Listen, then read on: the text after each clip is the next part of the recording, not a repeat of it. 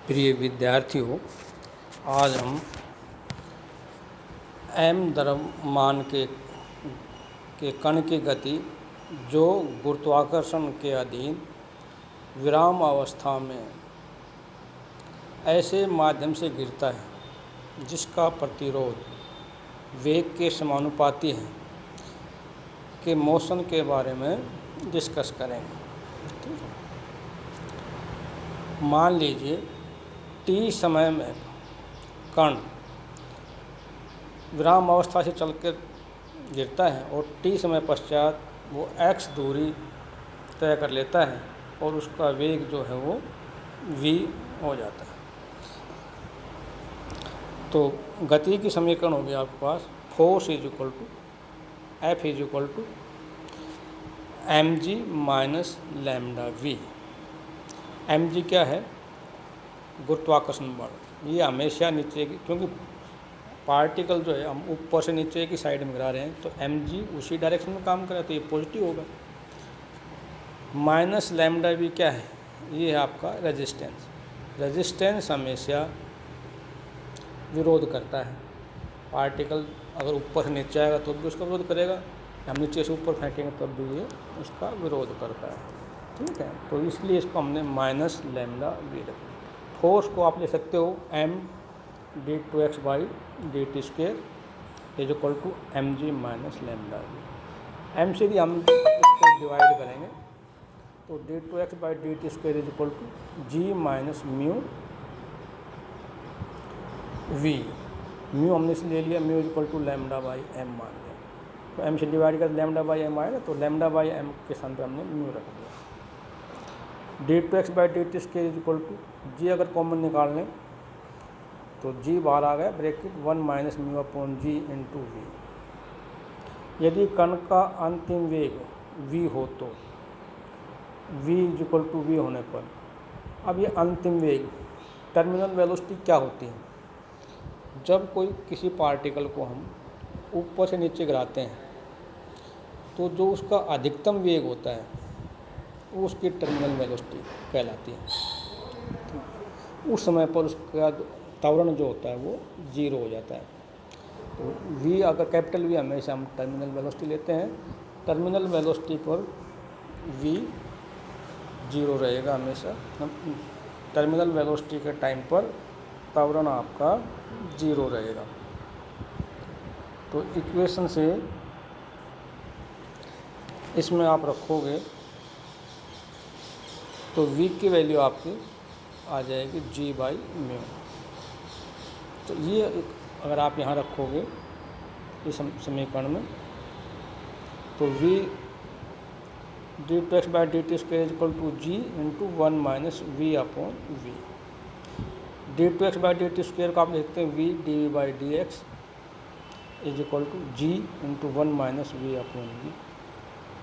We d v को एक side रख लिया, डी एक्स को दूसरी साइड में ले गए तो ये आ गया v d v is equal to g by v v minus v D x. अब वी की संख्याओं वी के जो टर्म उनके एक साथ ले लेते हैं, v d v upon capital V minus we is equal to g by we D x.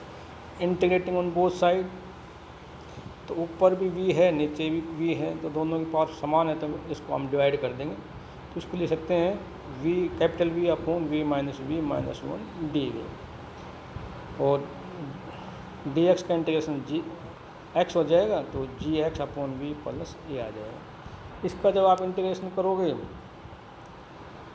v constant है, v माइनस वी का minus log v minus V हो जाएगा, 1 का माइनस वी होगा is equal to ji V by X plus ए।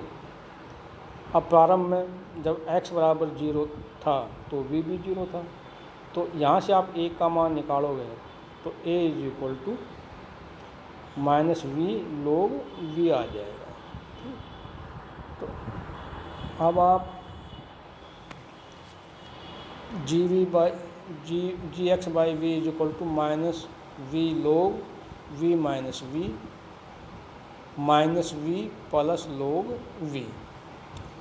इसको this implies G X by V is equal to minus V को आगे लेते हैं minus V plus capital V log v upon v minus capital V upon capital V minus small V. इसको आप ऐसे ले सकते हो, तो log m upon n is equal to log m minus log n होता है उस फार्मूले से। तो x का मान आपको ज्ञात करना है, तो x आ गया x is equal to V square by G log v upon v capital V minus V minus capital V into V by जी।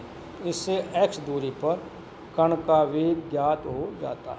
पुनः 2 को आप इक्वेशन नंबर 2 है उसको आप फिर इस प्रकार लिखते हो d2x by D T square, त्वरण को आप लिख सकते हो dv बाई डी टी। तो d by D T is equal to v g by we into v minus v. D v के नीचे वी की संख्या ले, d v upon we minus we is equal to g by we d t. Integrating both side अपने को मिलेगा minus log we minus we is equal to ji v into t plus some constant मान लेते हैं B. प्रारंभ में जब T बराबर 0 था क्योंकि तो वी भी 0 था, क्योंकि पार्टिकल जो है वो विराम अवस्था से चलना शुरू करता है, इसलिए अपन यहाँ से मान निकालेंगे बी का कांस्टेंट का, तो बी की वैल्यू आ जाएगी माइनस लोग। बी की वैल्यू रखने पर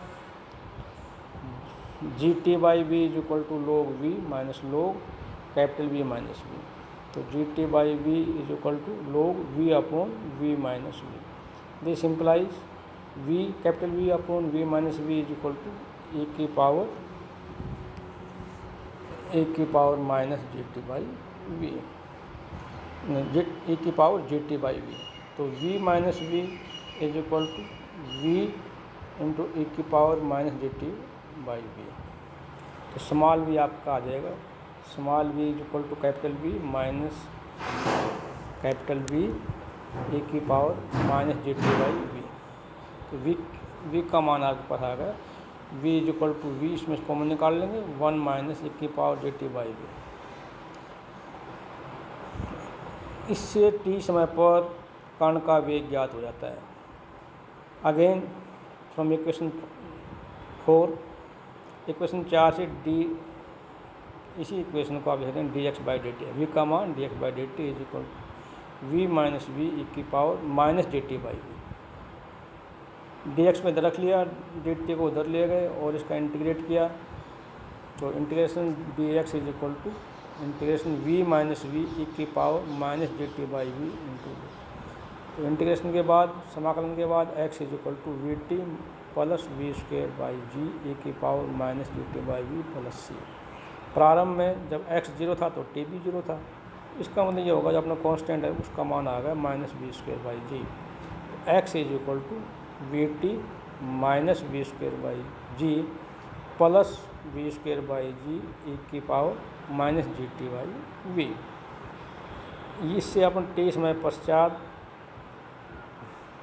कण द्वारा चलित दूरी ज्ञात हो जाती है। अगर टी समय में कोई पार्टिकल कितनी दूरी तय करता है वो इससे ज्ञात हो जाती है। इसी प्रकार समीकरण 1, 3, 4, 5 से कण की गति ज्ञात हो जाती है। इस वीडियो में इतना ही। कल अगले वीडियो में हम आपको